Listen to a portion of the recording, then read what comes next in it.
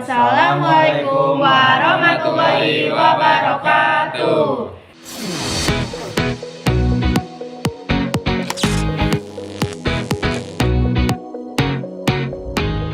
Sahabat Museum Listrik tahu nggak? Sekitar 62% luas wilayah Indonesia adalah laut dan perairan. Oleh karena itu, potensi energi yang berasal dari tenaga air di Indonesia cukup besar. Nah, negara kita memanfaatkan energi air ini untuk menghasilkan listrik yang dikenal sebagai pembangkit listrik tenaga air atau PLTA.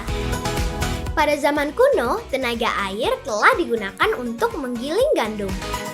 Pada pertengahan 1770-an, Bernard Forest de Belidor, seorang insinyur berkebangsaan Prancis, mempublikasikan buku berjudul Arsitektur Hidrolik yang berisi penjelasan tentang mesin-mesin hidrolik dengan sumbu vertikal dan sumbu horizontal.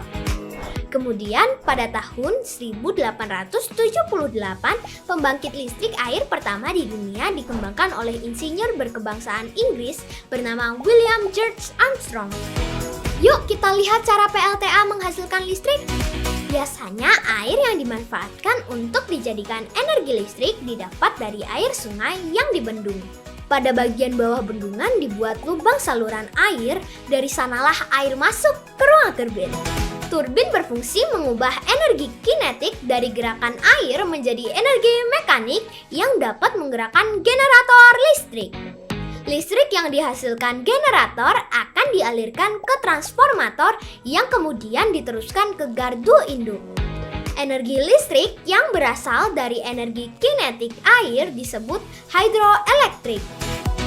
Sahabat MLab, kalian tahu nggak? Indonesia memiliki PLTA yang sangat banyak dan menjadi PLTA terbesar nomor 2 se-Asia Tenggara loh. Letaknya di Waduk Cirata, Jawa Barat. Waduk Cirata memiliki luas mencapai 6.200 hektar. Wah, gede banget! Pembangkit listrik tenaga air berkapasitas 1.008 MW ini telah beroperasi sejak tahun 1988. Cara mendapatkan energi listriknya adalah dengan memanfaatkan aliran Sungai Citarum yang melewati terowongan sepanjang 640 meter yang berada di dalam tanah sehingga dapat menggerakkan turbin di 8 unit PLTA Cirata. Banyak banget ya turbinnya! PLTA Cirata dapat menghasilkan daya listrik hingga mencapai 1.428 gigawatt hour per tahun loh, atau setara dengan penggunaan 428 ton bahan bakar minyak untuk unit pembangkit diesel. Selanjutnya, listrik dialirkan ke seluruh Jawa, Madura, dan Bali. Ini dia kelebihan dari pembangkit listrik tenaga air, sahabat MLab, yaitu bebas dari gas berbahaya yang mencemari udara karena pembangkit listrik ini menggunakan sumber air sebagai sumber energi utamanya.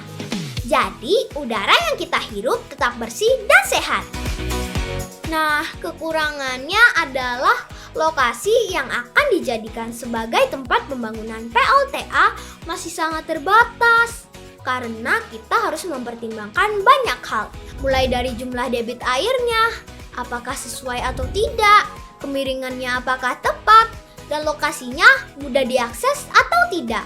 Jika lokasinya berada jauh dari kota, diperlukan instalasi kabel listrik yang cukup panjang. Selain itu, dibutuhkan bendungan untuk menyimpan sumber air. Hal ini dapat merusak rantai makanan yang ada di sekitar pembangkit listrik. Belum lagi dengan adanya risiko banjir dan tanah longsor. Itu tadi pengenalan tentang pembangkit listrik tenaga air. Kita harus selalu bersyukur ya, karena kita masih bisa menikmati energi listrik. Max juga ingin kalian menghemat listrik. Matikan peralatan elektronik yang tidak digunakan. Nah, sampai ketemu lagi ya. Sampai jumpa.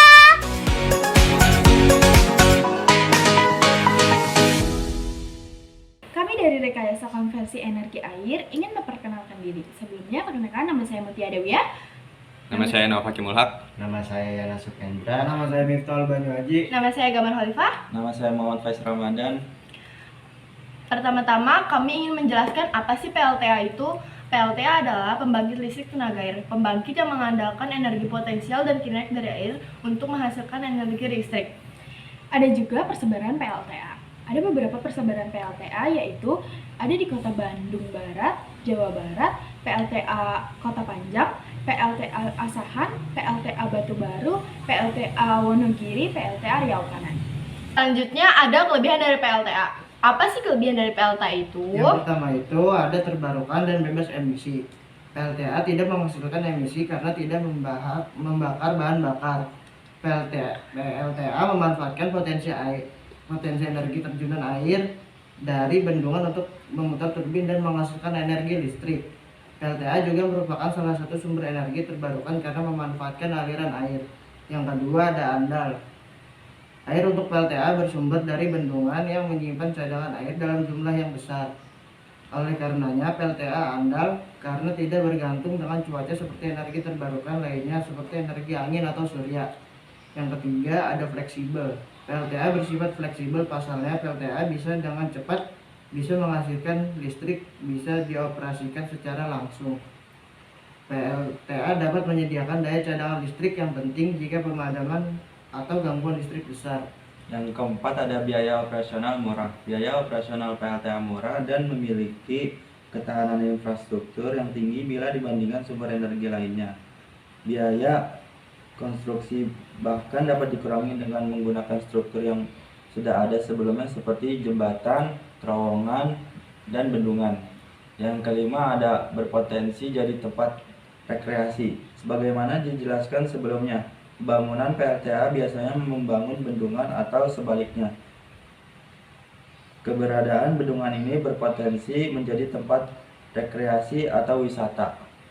Air di bendungan juga bisa dimanfaatkan sebagai pengatur irigasi dan penjagaan banjir. Selanjutnya ada kekurangan PLTA. Kekurangan PLTA itu apa sih? Pertama, berdampak lingkungan. Pembangunan bendungan untuk PLTA dapat mengakibatkan kerusakan lingkungan dan ekosistem sekitar. Pembangunan bendungan mengubah aliran alami air yang berdampak pada pergerakan dan migrasi hewan air serta perkembangbiakannya. Hal ini juga berpotensi menyebabkan kepunahan beberapa spesies. Kedua, menggusur pemukiman. Proyek pembangunan waduk skala besar yang berada di pemukiman, menggusur bangunan dan rumah-rumah yang sudah terlebih dulu ada. Ada beberapa kasus di mana pemukiman ditenggelamkan menjadi waduk. Selanjutnya ada perubahan iklim. Sumber energi utama PLTA adalah air. Masalahnya perubahan iklim dapat mengaruhi siklus air seperti berkurangnya curah hujan hingga kekeringan. Yang terakhir ada SDA yang dibutuhkan. Apa sih SDA yang dibutuhkan dari PLTA itu? Air termasuk sumber daya alam yang bisa diperbarui. Tiap hari manusia memanfaatkan air untuk berbagai kebutuhannya, mulai dari memasak, mencuci, hingga minum dan mandi. Manusia juga memanfaatkan air sebagai sumber tenaga untuk pembangkit listrik tenaga air atau PLTA. PLTA adalah pembangkit listrik yang mengandalkan energi potensial dan kinetik air untuk menghasilkan energi listrik.